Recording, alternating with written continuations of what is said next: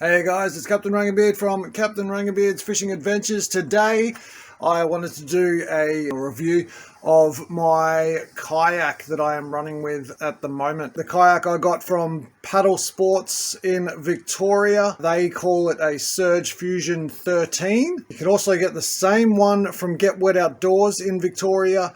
That's the Matrix Pro 13 is what they call it, and Freak Sports as well. I think they're in Queensland.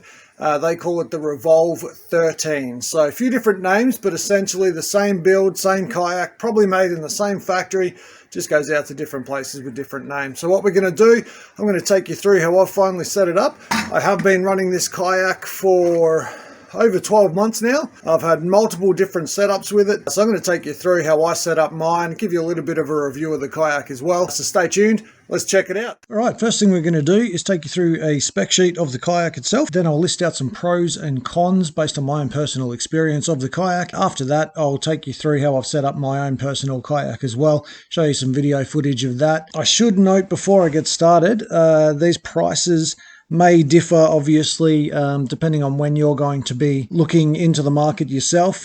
These were the prices as per their web pages on the 20th of the 8th, 2022. Now, Paddle Sports being local to me have been very helpful. I was able to take delivery straight away. They had it in stock, and they've helped me through any little teething problems I may have had along the journey as well. So they've had great customer service. I can certainly vouch for them. And although prices may differ depending on where you are, obviously take into account any shipping costs and manufacturer warranties as well. So it's always good to get it close to where you live rather than getting it shipped. If you do have any dramas down the way, then it's much easier to claim warranty or anything if they're local to yourself. So just take that into consideration when looking for your kayak. So in terms of the specifications, the Surge comes in at a length of 13 foot or 3.96 meters, so it is quite long, which I actually like. It makes it very stable. The hull weight is a 42 kilograms, so that is quite heavy. The pedal drive weight being 7.5 kilograms, and it kicks along at a speed of about 5 to 6 kilometers. What I do love about this particular kayak is the weight capacity.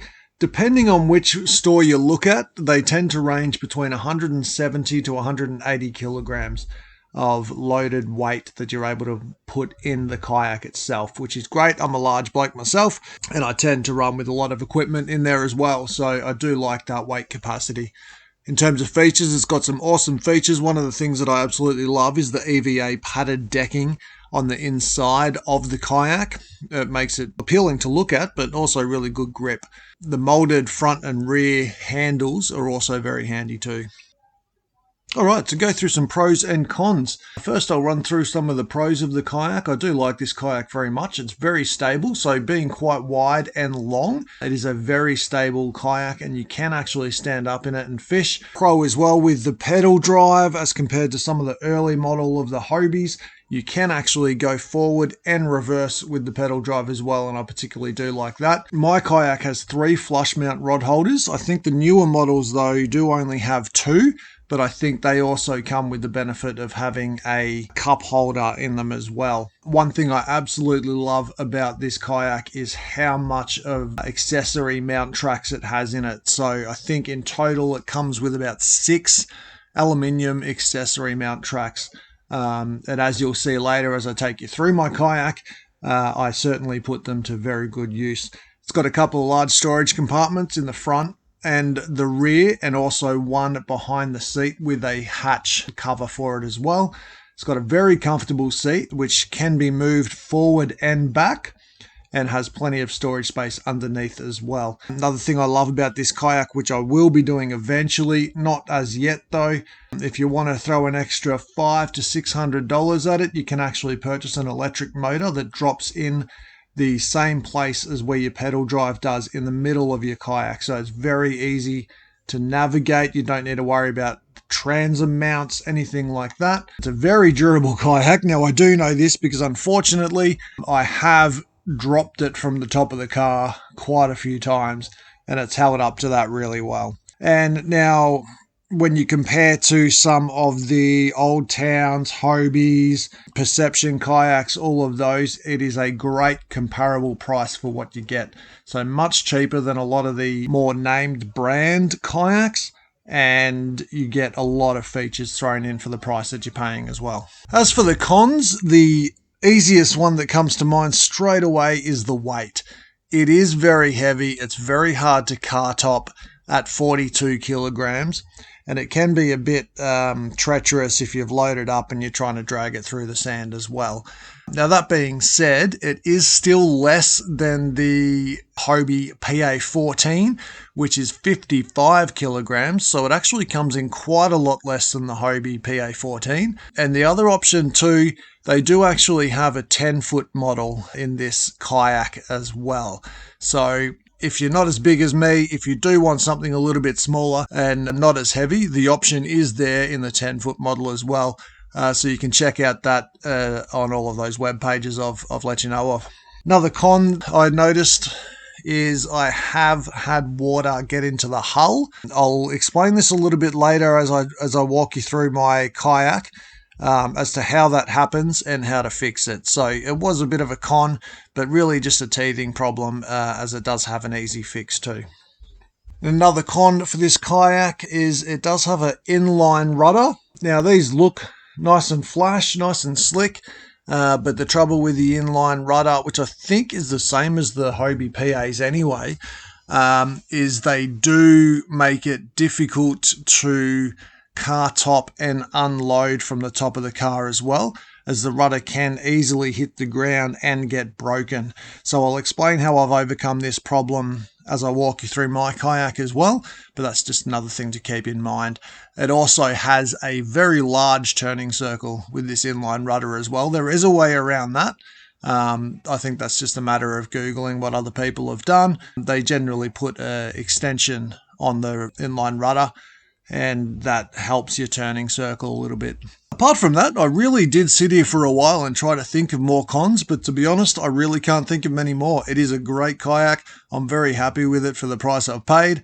Lots of pros, as you can see, in comparison to the cons. So, all right, that's that. I'll take you through my kayak and my setup, and I hope you enjoy. All right, so here she is. Got a few decals on it. They are wearing off. The old Yak Hunters one there, nothing but the head left, but sorry Ronnie, might need to get another one off you, buddy. Okay, she looks a bit cluttered from this angle, but I am loving the setup I have now. First, this is my daytime bait fishing setup. We got 4 fishing rod holders. That's the Lowrance Hook Reveal 5 set up there. Now I've actually had this in a number of places. I have had it set up just on the side where this cup holder is. I got really annoyed with it being there, as it would cop a lot of splash from the water if it was a bit choppy. So I have moved it up. That for me looks a bit crazy, but it is the perfect position. Right in front of me, easy to see, easy to reach. And all I've done is I've got a Railblazer extender pole with a Railblazer angle mount going down to another extender pole, and of course straight into the port there, which this kayak actually has the holes for directly up the front as well. This here on my pedal drive, this is a quad lock phone mount, which I've just put with a little silicone O-ring and a couple of cable ties on there. Perfect spot for the phone, for taking photos and all that sort of stuff. So it just kind of locks on there. Can't show you because I'm filming from the phone. But check out those quad locks, they seem to work really well. I've had a couple of phone holders. That for me, definitely the best position and the best lock as well. Just on the left-hand side, this is where I've got my bait board. Again, I've tried this in multiple positions. This for me works best, nice and easy. Now it can be a bit tough to get these bait boards stable. What I've done, I've grabbed a Railblazer side port there, chucked it in the track mount, and just another angle mount there as well, into a HD port straight into the bottom of the bait board, and there it is. Works beautifully. Got the little knife holder on there. Love it. Then if we come over here, what I've done here, I always struggle to find somewhere for my baits. I'm going to need to replace this one. It's a bit wobbly, a little bit broken, but ultimately, Railblazer again, into the side port, coming up with a Railblazer swing arm, straight into the side. And as I said, I'm gonna, just came off. I'm gonna need to replace this bucket, but that's a perfect spot. I can move it around a little bit and I just stick all my baits in there, and it's nice and easy to access off the side of the kayak, so out of the way for me as well. Coming around to this side, got my little cup holder for my drinks. It's awesome. This Railblazer one's as well, so it's got your little mounts here that you can put your lures and everything in these little spots as well to hang off. It's awesome. But what I tend to do, I've just made this little thing here. Just grabbed a little box from your $2 shop, chucked on a Railblazer mount on the bottom, goes straight into one of the little swivel ports, and that's where I chuck all a bit of terminal tackle goes in there, and all the lures I use as well throughout the day. I chuck them in there, nice and easy when I get home. Just rinse some water through it. It's all nice and clean, cleans off all the salt. That's all the accessories I run with up front. I'll bring you down to the back. This is where I've got my esky. Got the rod holders on the side there as well for transporting the rods as I'm pedaling out to the location. Nice and simple esky, nothing in there. But I do love this. I've just put some, I'll go around the other side. It's a bit easier to see. I've chucked a pad eye on there with a little O-ring. And on that, I've got a couple of rod leashes to stop them flying in. And then a bit of bungee cord running down to this clip, which just clips straight onto there. Stops my esky going anywhere that I don't want it to. Final accessory, just got the anchor trolley running down the left-hand side there. This is one's from BCF. Comes with really good quality hardware, great rope, and the O-ring that I put in there. And then I've just got the little cleat there for it as well. So if I need a quick release, I just take it off the cleat. Away it goes. Come back and collect it later. So another important feature I've found with this kayak, it does have the inline runner underneath. Now that can be a bit of a pain. You've got to look to protect that if you're car topping. It can get broken. I have actually broken one and needed to replace it. Thankfully, it's only about $10 to replace, I think it was. But what I've made sure I've done, this is a Hobie rudder protector. So I've just had to add the pad eye on the top here. You sit that on the back as you're unloading and loading onto your car top. It just gives that rudder that extra protection you need. That is an absolute must for this kayak if you are kayak topping, because you will break that rudder. As I said, I have done it once before myself. Wasn't enjoyable. Righto, so I've changed a couple of things over. Just wanted to show you how I run at night. What I've got here is a couple of spotlights, one on either side, right in front of the rod holders. It just lights up the rods nicely. I can also take them out if I need. I've just given myself a little bit of extra cable there so I can run them around, have a look around, see what's going on when those pesky seals want to come and have a swim about and scare the hell out of you. So yes, I love these lights. All I've done there, they're nice and bright. All I've done there is I've run them down into a switch to turn it on and off. Got some extra cable there to allow for some spotlighting if needed. And then it just runs straight down into this little SAE clip. If I unplug that, that's your little SAE. Goes into that end there, runs through the track. Then they all come out to the battery here. That's the sounder one. All comes out. I've got the battery in the front here, underneath the bow cover. Little battery box there I've got. Running dual batteries in there, gives me about 25 amps of batteries. Running in parallel, obviously. And they all just run down straight into the SAE clips there, through the gaskets.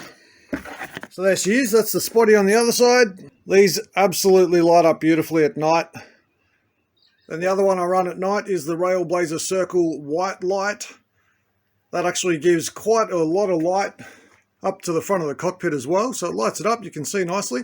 Actually just mount that in the swivel port up the back here. Can't do it at the moment because of the roof of the garage. But this is a great light. I have had it rust out on me once, but I told Railblazer and they sent me a brand new one straight away. No questions asked, so excellent service. It is battery operated. Don't need to run any cables down to another battery. It is AA battery operated, this one, and lasts for hours as well. Okay, storage wise, as you can see, this is the bow mount. a nice large space there for whatever you wish to put in. You can actually get bow bags, like cooler bags, to stick in there, or you could just chuck some ice in there and throw your catch in there if you want. I do use it for my battery. I'm a big lad, so I put a bit of weight up the back. The battery helps kind of balance that out a bit for me as well. All right, this is underneath the seat. Plenty of room there as well. At the moment, I'm just running a couple of accessories. I use the bilge pump, measuring board, but I do actually want to get, I've seen some under seat storage. There's lots of options that people make, but I find sometimes I get a little bit of water under there. So I personally like the one that connects up to the underside of the seat. I think I'll be looking at grabbing myself one of those just for some extra storage underneath. Yeah, this has to be one of my favorite storage options, right behind the seat, very easy to access. Undo these couple of bungees and a huge storage space in there. Got a couple of tools, a couple of soft plastic bags, perfect size for your tackle boxes as well. So I just run whatever lures I plan on taking for the day. And that's what I've got in the storage compartment up back. All right, now overall thoughts on the Kayak. I do love it. It is a very solid yak. I can stand in it, and I'm 108 kilos myself. Can stand up. Don't tend to stand and fish, but I'm sure if you're a bit lighter than me, it wouldn't be a problem for you.